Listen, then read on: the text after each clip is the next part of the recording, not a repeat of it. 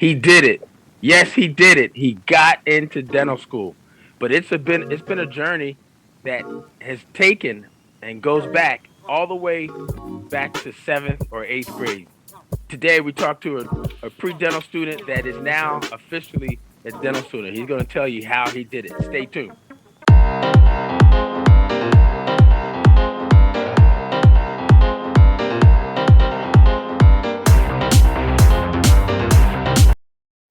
Hey, this is Dr. Darwin, the new dentist coach, with another episode of Ask Dr. Darwin on the New Dentist Podcast Show, where we talk about getting into dental school, surviving dental school, getting into residency, and then life as a new dentist. Guys, thanks so much for joining us today in this episode.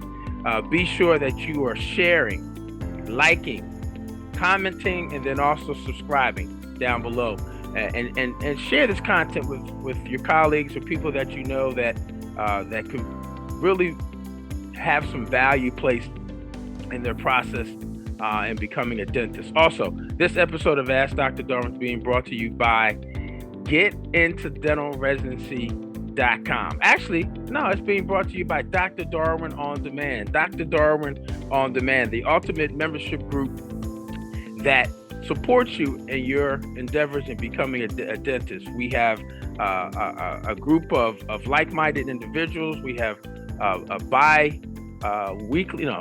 bi-monthly Q&A session, office hours, where you can ask questions and get help, whether it's with your application for dental school or your application for residency, or just general questions on how to navigate the space and becoming a dentist through dental school and then also through residency. So check it out down below, and we look forward to having you in the membership group really soon. All right.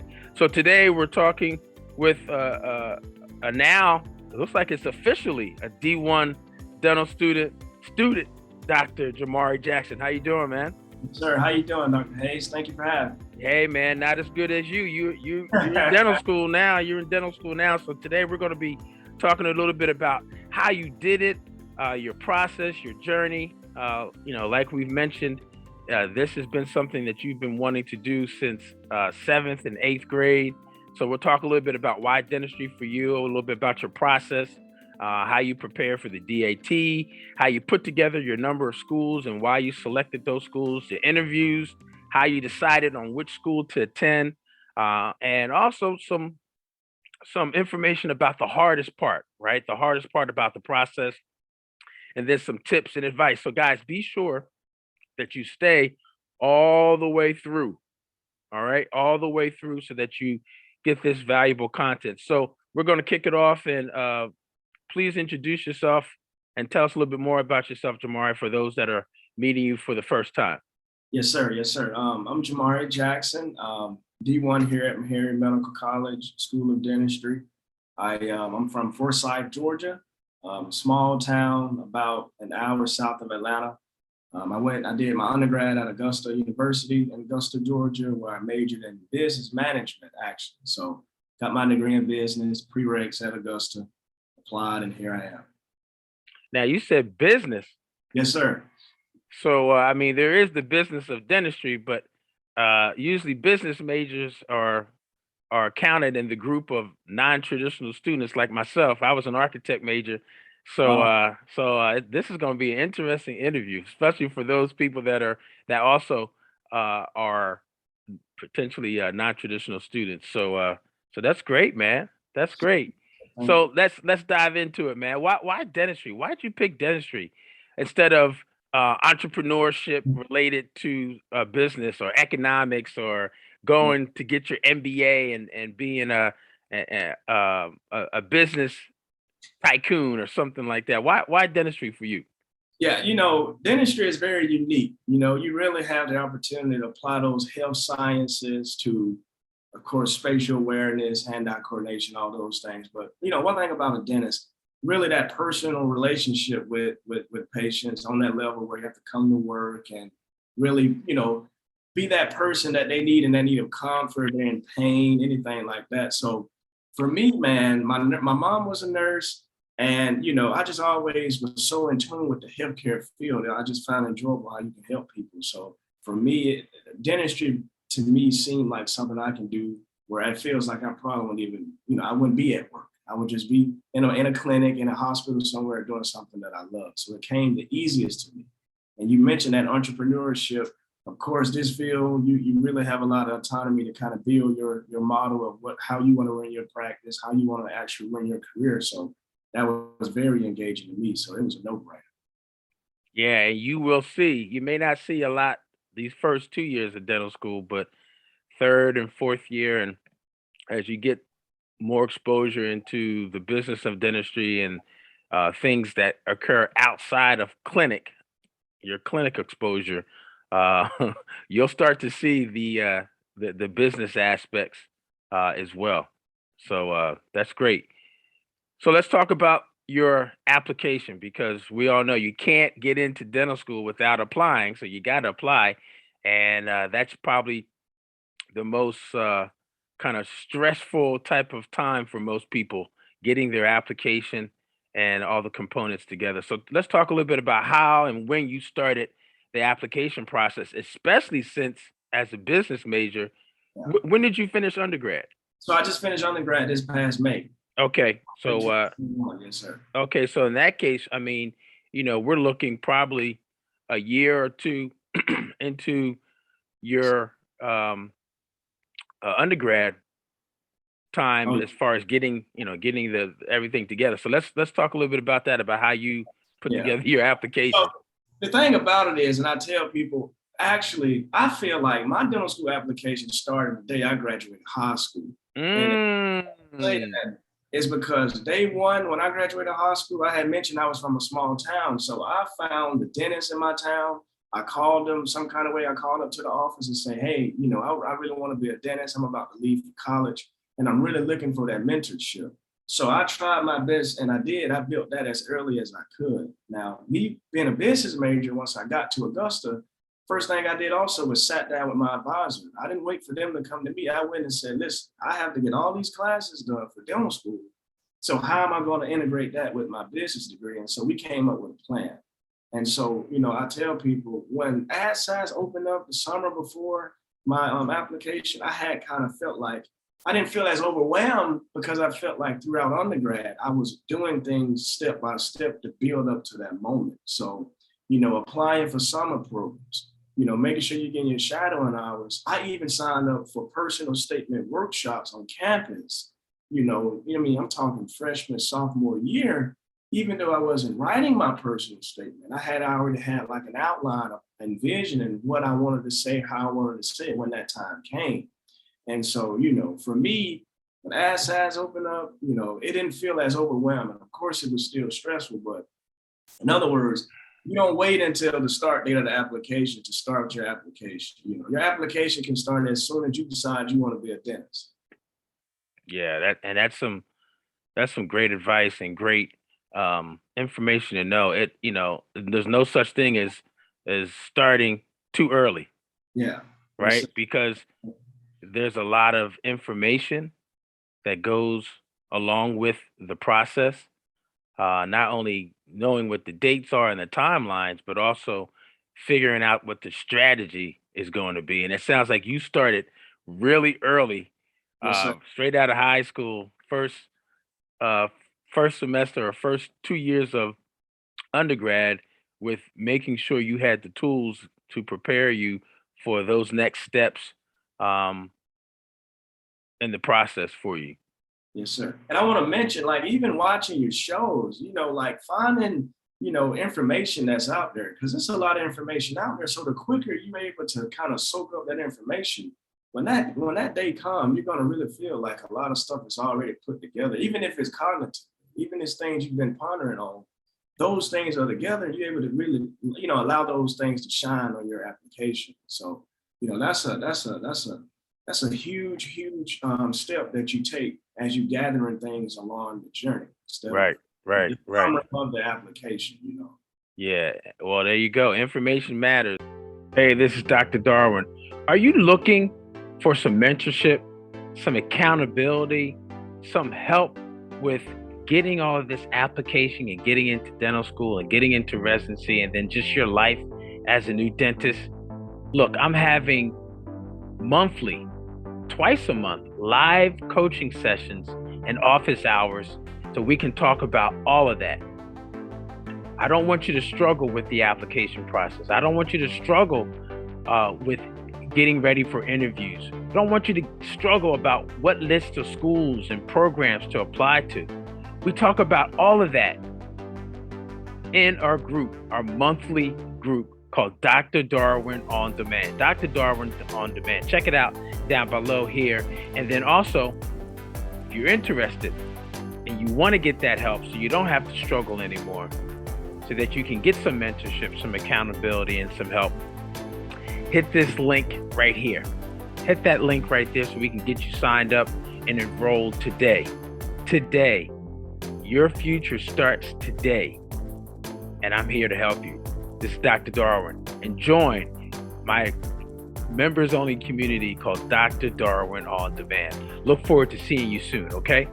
Now back to this episode. Enjoy. And it's really important that you utilize or you implement some of the information that you have. You know, sometimes it can be challenging for yourself, or you make it more challenging for yourself if you don't implement the information. There's this quote that I heard from a colleague of mine. I think I've heard it a couple times before, and it's related to information. And it goes, information without implementation is the stagnation of your compensation, right? Or in this particular case, the stagnation of your application, dental school application, right?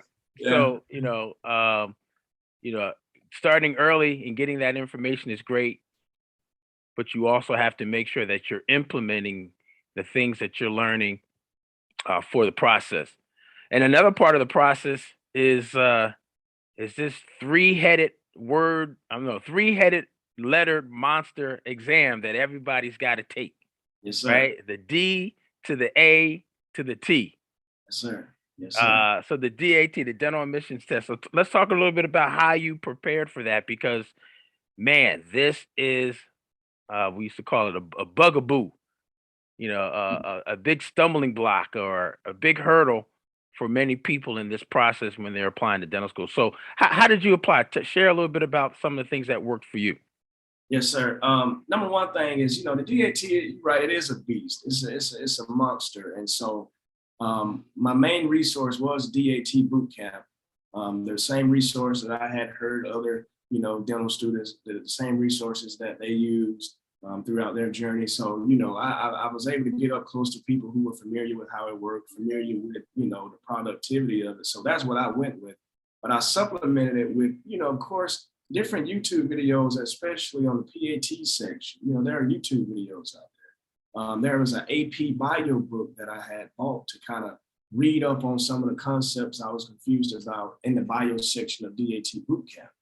And I will say for me, and I know everybody have different study strategies, but I feel like the DAT really takes practice, so really sitting at a desk and trying to memorize everything and really trying to, fill your brain up with all of this knowledge. To me, it seems impossible. So the more you're able to practice the DAT, the more you're able to kind of get an idea of how that test flows, the better I feel like you'll be with the outcome.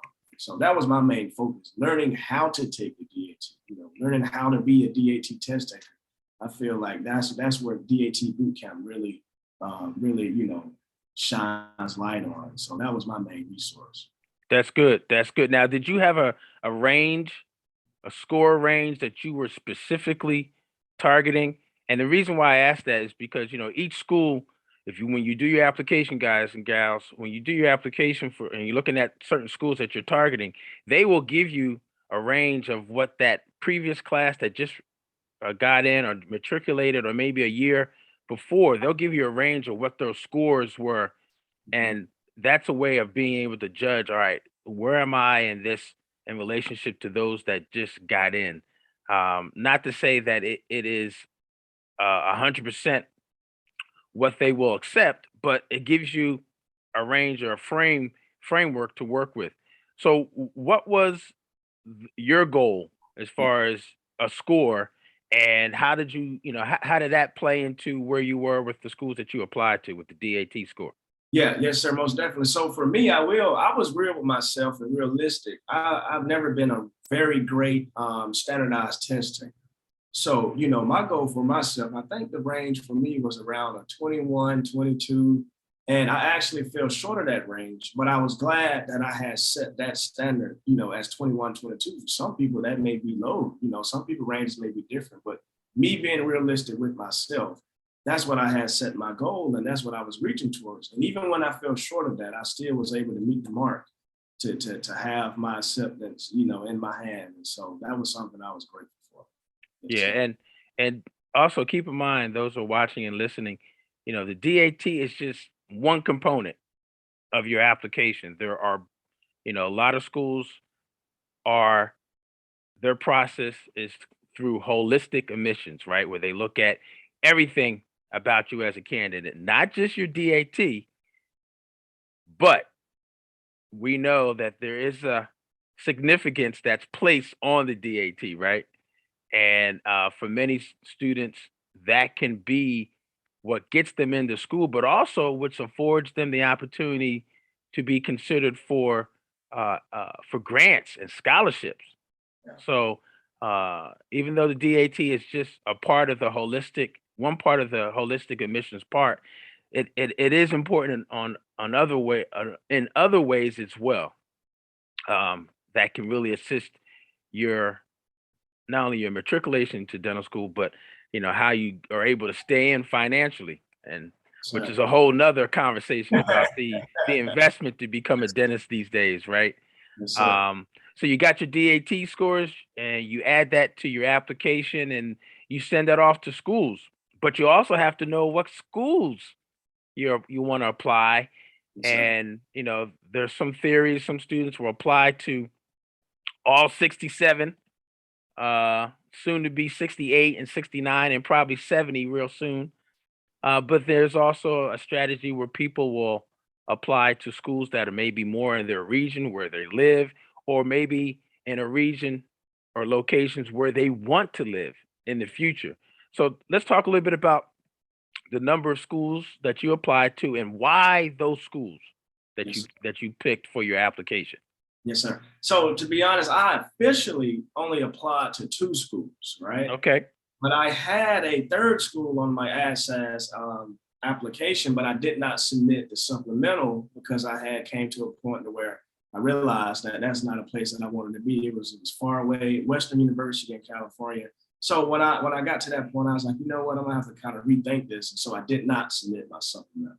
So I applied to my state school, Augusta, DCG, which is where I did my undergrad, and I applied to Meharry. Miss Perry, Ma'am, Stephanie Perry. yes, ma'am. Yeah. Those are my two schools that officially applied to, and the reason why I did that is it was for a personal reason. I felt that for this application cycle and the way things were for me personally, those two locations and those two schools were best fit for me in terms of my goals and what I have planned for myself. But for other students, like you mentioned, other students apply to as many as they see fit. And I honestly do not encourage students to only apply to two schools. If you have the means to apply to X amount of schools, do it, but do it with grace and do it with an understanding that there's a possibility you will be accepted. And if you do, what are you going to do if that's a place that you don't want to be? So kind of have that in mind, and do it with a strategy and do it with a good sense of this is what you want to do. And not that it don't have to be done. You Right. can only go to one school. So Right.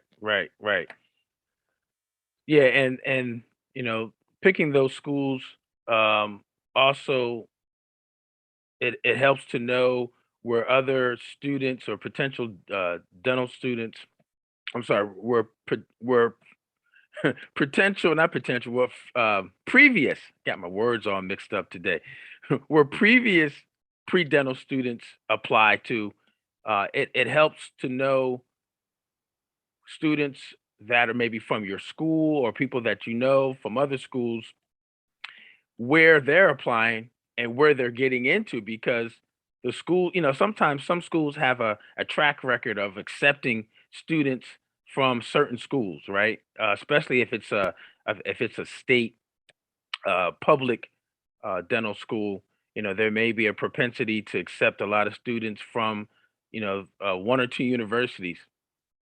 And it's helpful to know that as you're looking into your whole bag of your whole list of schools for dental school as well. So Yes, sir. And that's another thing. Do the research on the schools you're applying to, like you mentioned, to add on to that, because some schools, like you say, majority of that class is going to be people from that state. So you live here in Georgia and you're applying to a school in Minnesota or, wherever, Minnesota dental school or wherever it is, may only the majority of that class is going to be their residents, and they may right. accept students that's out of state. And so you submitted, your application. You've used that money that could have been used on somewhere else, where the potential for you to get accepted was higher. So Yeah, yeah.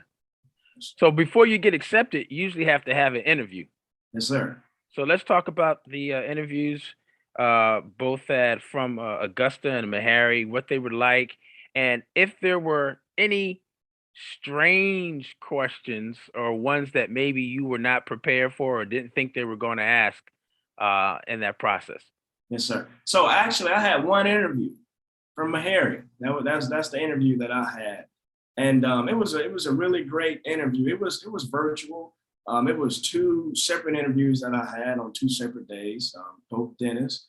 And I will say, I don't remember any strange questions, but I will say that one thing about the interview, I can tell that the purpose of that interview was to really measure that level of maturity, measure that level of, are you really at that point in your life where you feel like that you where you need to be in professional school?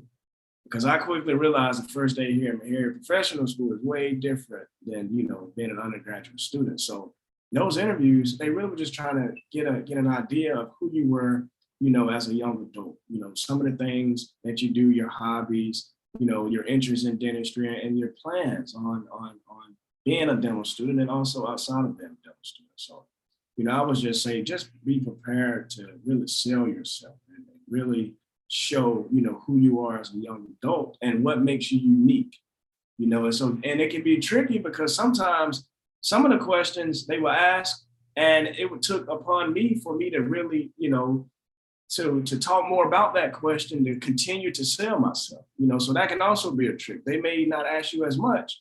And so just because they don't ask you as much and you don't say as much, that can kind of be a negative thing too. You really want to show them that you're serious about what you're doing. So give us an example. Like, did they ask you a question that typically can be asked, Yeah. why you? Why should we accept you here at this school?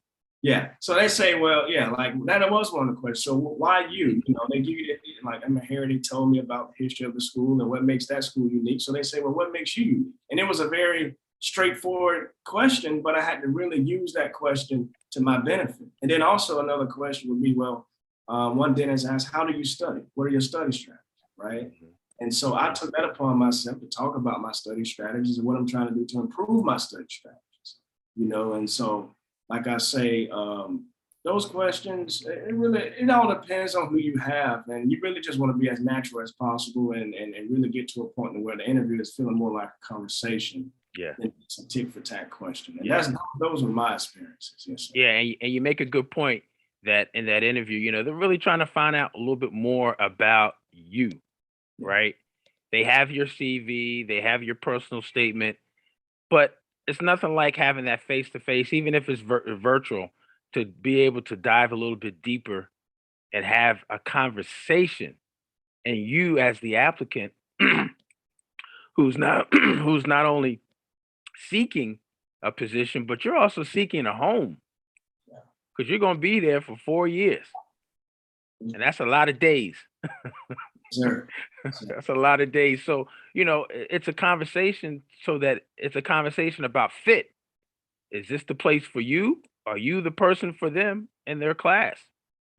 So you have to be prepared to have a conversation, to not only talk about yourself, but also be in a position to share how you're going to add value to the university, and most importantly, to the mission of the university. Each dental school has a different purpose as far as the mission statement, um, and you have to know what not only what that is, but where you fit and where your future plans or your current plans for the next 4 years, but then your future plans beyond the 4 years, where you fit into contributing to that mission.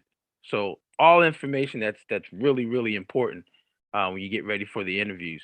So how did you decide? I mean, I know you had one interview, you had two schools that you really were keying in on. Um, you know, sometimes what happens, you get to the interview, you start meeting people, and you realize, ooh, this school is not what I thought it was. Yeah. I So, don't think that was the case here, but what things kind of really about the interview really confirmed that this was the place for you. yes, sir.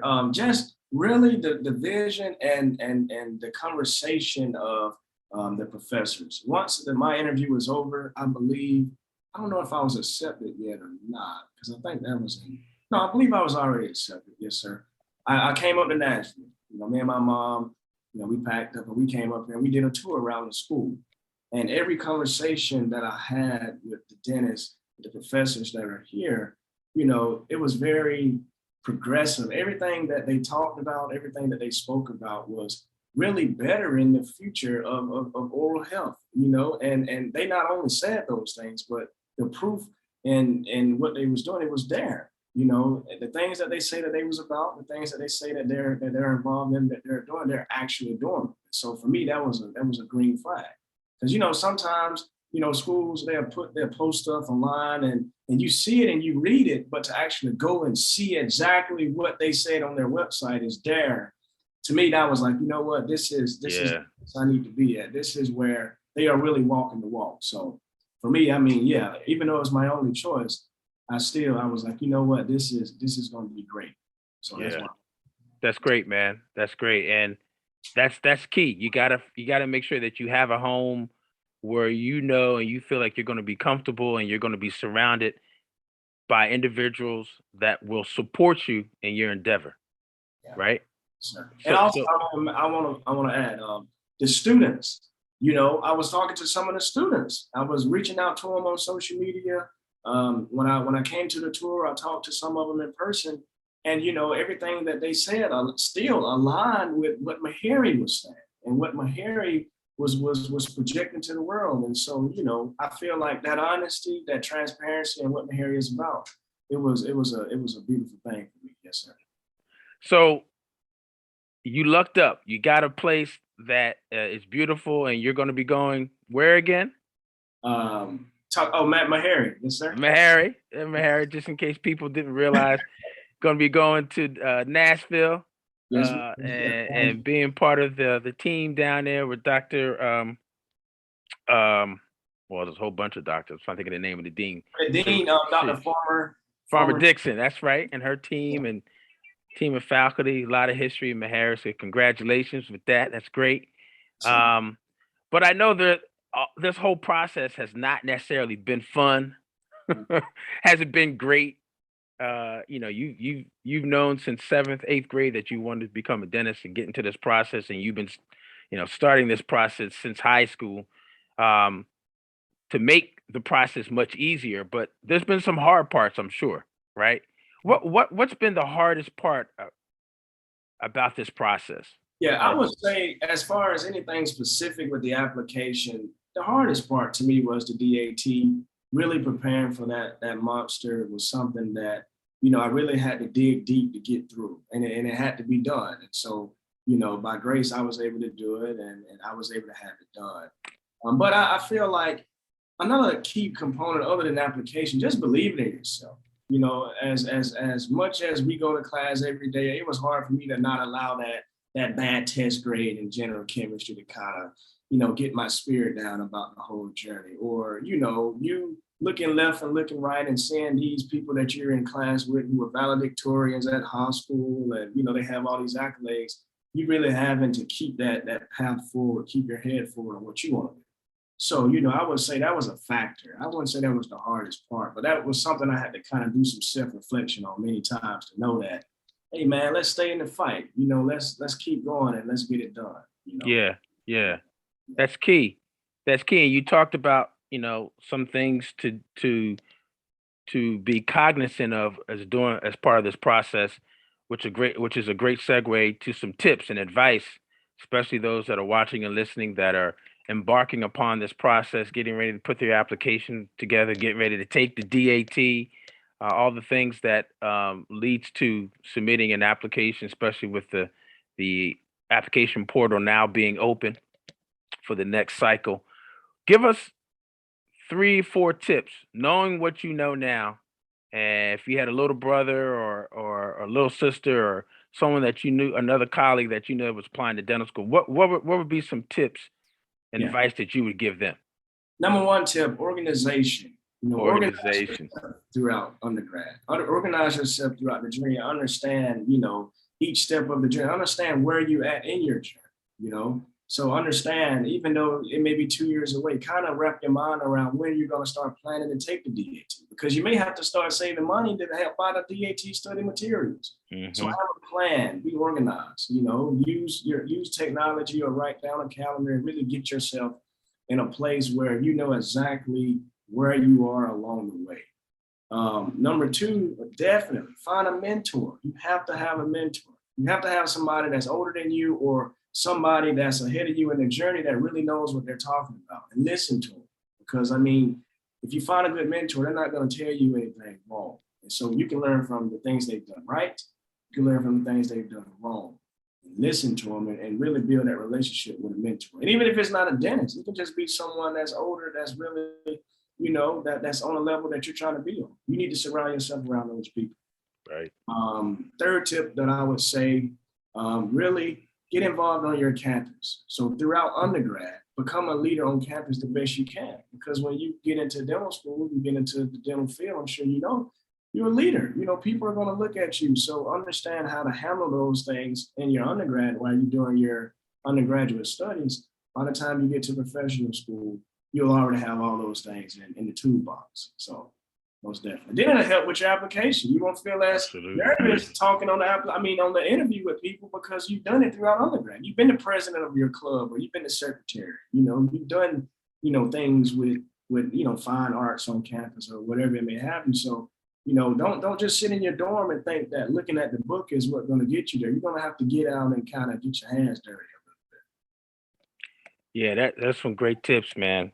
Being organized, planning out your application process, the steps and the components of it, finding a mentor, and also being a leader undergrad, which will transcend to your not only through your application, but also during your time as a dental student. You know, there's many opportunities for leadership with organized dentistry groups at the school, but also beyond the school that you go to, being able to interact with dental students all across the country through ASDA, SNDA, Student National Dental Association, different groups as far as specialty groups that are on campus as well. If you're thinking about becoming a pediatric dentist or oral surgeon or orthodontist, there's groups at the school of other like-minded students that are also considering pursuing careers in specialty. All opportunities for you to be involved in leadership activities, because you're right. The schools are producing dentists and technicians, but schools are also producing leaders, the future leaders within the profession, and leaders that have a very broad perspective beyond just chairside, which is the business of dentistry, the politics of dentistry, advocacy for different types of policy-related actions that impact all of us as dentists and oral health professionals at the chair. That part is probably one of the parts that does not necessarily get taught in dental school, but it's a very important component of your development and your contribution to the profession, which is policy that happens outside of the dental offices that impact what we do or what we can't do or what we want to do in the future within the profession. So leadership has its, leadership matters and has its place in the profession as well. And everything that you've led us and shared with us today has been very helpful. What's the best way for people to contact you if they have any other questions? Yes, sir. I will be honest. So I'm really taking a break from social media at the moment to kind of get focused with school. But please send me an email. That's JOM Jackson, the number 00@gmail.com. JOM Jackson, the number 00@gmail.com. Yeah, you can email me. If I don't respond, of course, I'm in school. But I will adhere to those emails and help whoever I can. So. Most definitely. That's what it's all about. It is, and it's about also saying thanks to you for sharing your journey, a journey that has started since 7th, 8th grade, and now has come to fruition as you are preparing for your D1 year at Meharry. Congratulations, proud of you, man. We want to follow your progress all the way through these next 4 years. You won't believe me when I say it, but the time will go fast. It won't feel like it when you're in it. You're gonna feel like Dr. Hayes said this thing is gonna go fast, and I don't know how he figures something's going fast, because it's not going fast right now, especially the D1 year. So, but time will tell, and you'll get through it. Only way through it is to go through it, and you'll get ready to go through it. But thanks so much for your time. It's been very helpful, guys. Check out these next set of videos.